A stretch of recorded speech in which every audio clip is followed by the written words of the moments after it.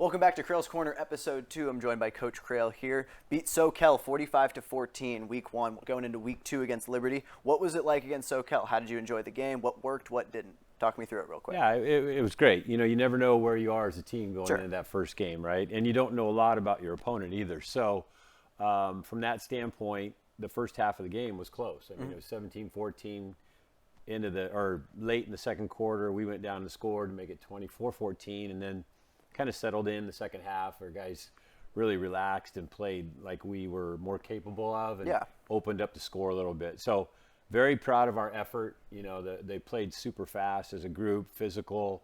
A lot of mistakes, as you would expect, Week 1. But that's why we play these non-league games, right? Yeah. You clean it up each week, get a little better, hopefully. And so all in all, good. No injuries to speak of. And so that's great. You know, that's a great thing to hear. I was going to ask about it, too. Yeah. No injuries. That's it's a testament to the strength and conditioning. It's a testament to the program you guys do. And sure. No, our guys work hard that way, but it could be a fluky thing, too. Sure. You know, you never know. But fortunately, we dodged any major bullets there. In fact, might get a guy or two back this week from injury. So, So all in all, it was good. Good first week. Yeah. So just curious here. I mentioned it last episode kind of reluctantly. I mentioned you guys are a heavy run offense. Not this game. Minyard threw 21 passes, 16 for 21. What was the decision to kind of switch to a passing offense last game? Well, quite frankly, we didn't run the ball that well. You know, we were not creating running lanes for our guys. Sure. And so, you know, when that's bottled up, then the next thing you do is, all right, let's go to some play action pass, that kind of stuff. See if we can get them off the ball a little bit, you know, to honor the pass.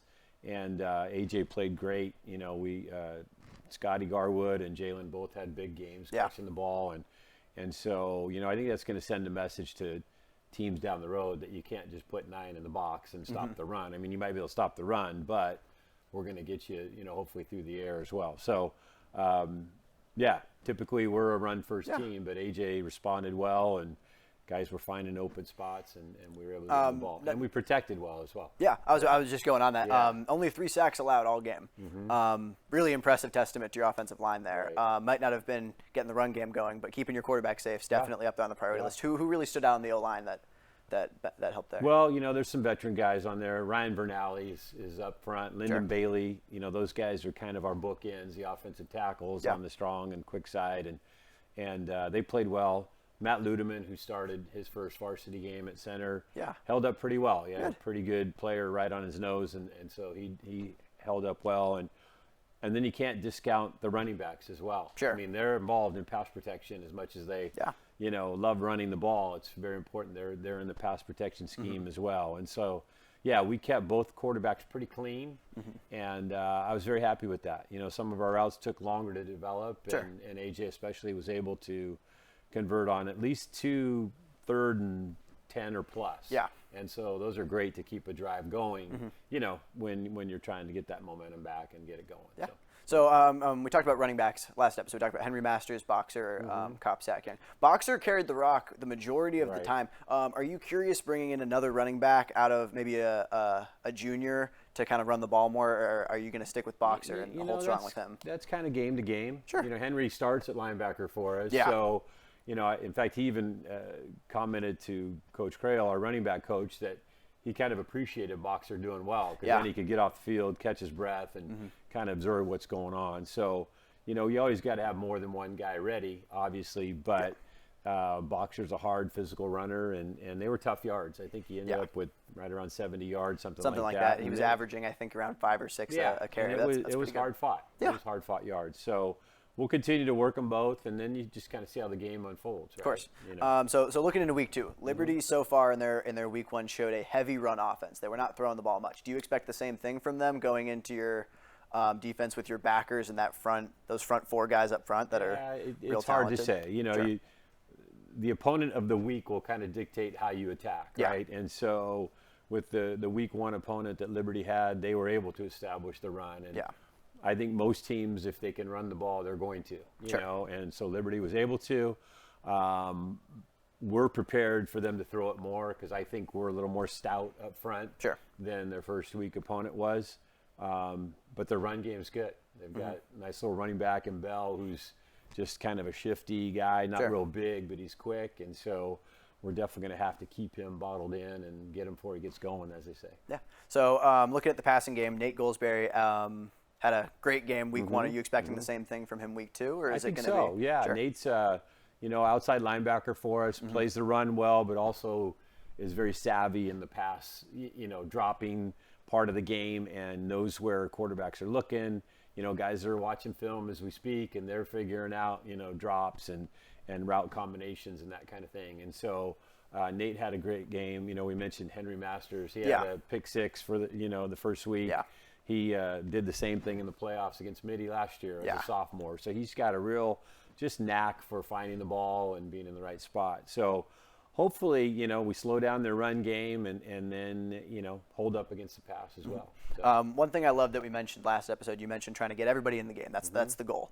And you guys did a great job last game. There was some juniors that went in towards the end and really showed out. Can you maybe list some of those guys? I'm thinking of like RJ Cannon, some of these guys that really showed out in the second half and proved they're able to play. RJ played well. It's a little bit hectic, right? Because you're trying. It's a little bit chaotic when you're trying to get everybody in the game. But nobody really stands out specifically. Sure. But I'll commend the group as a whole. Yeah. Right. Our big thing with our reserves is we need to throw you in there and see little to no drop off from our first unit, right? Of course. And for the most part, the guys did. Lucas Hill just comes to mind. He went in and played inside linebacker, which he hasn't really practiced a whole lot. He's more of an outside guy, but we needed him in there on Thursday night, and he jumped in and did very well. We had some guys on the front line that did really well as well. Some of the junior guys, like you mentioned. And so we're just going to keep, every opportunity we can to rotate guys in, we're going to do it. And I think just about everybody played on Thursday night for sure. That's great. So looking ahead to Friday, last Thursday, we saw 3 quarterbacks go. We had Grant Murphy, Scotty Brennan, A.J. Minion. Are we going to see more of a single quarterback look, or are we going to go back to the dual quarterback? Because from my understanding, it was planned that Scotty was going to go in that first quarter. Yeah, we had talked to the quarterbacks, and, A.J. earned the right to start and obviously played very well. Yeah. Scotty's had a great offseason, as had Grant, really. Yeah. Our hope is to get Scotty in the game for sure. Sure. At what point, I'm not, we haven't discussed it just yet for the week, but both are going to play and both deserve to play. Yeah. So that's the plan going in. Okay. Yeah. That's great to hear. The whole beauty of football you mentioned before is getting those guys in and building that brotherhood. And I feel like that Absolutely. comes through with these guys getting on the field for the first time. Another guy that showed up on the stat sheet, Zane Fry, had an interesting game. He had those 2 carries at the end of the game, at the end of their possession there. Did okay. Zane is an unbelievable young man and teammate. Yeah. He's at practice every day, willing to jump in wherever we need him as a team, whether it be on our team or what we call the scout team. Sure. Zane is always in there, and, he's an easy kid to root for. He's so likable. He's always positive. He's upbeat. And if you notice our sideline, they were pretty pumped up when he had those couple runs for nice yards. So he's a great teammate. He's really what every coach would want from the depth of the roster in terms of positivity and willingness to do whatever. Sure. Zane really epitomizes that. So as far as the locker room goes, too, I'm just curious at the end here. Week 1 victory, super important. Want to get off rolling early. Sure.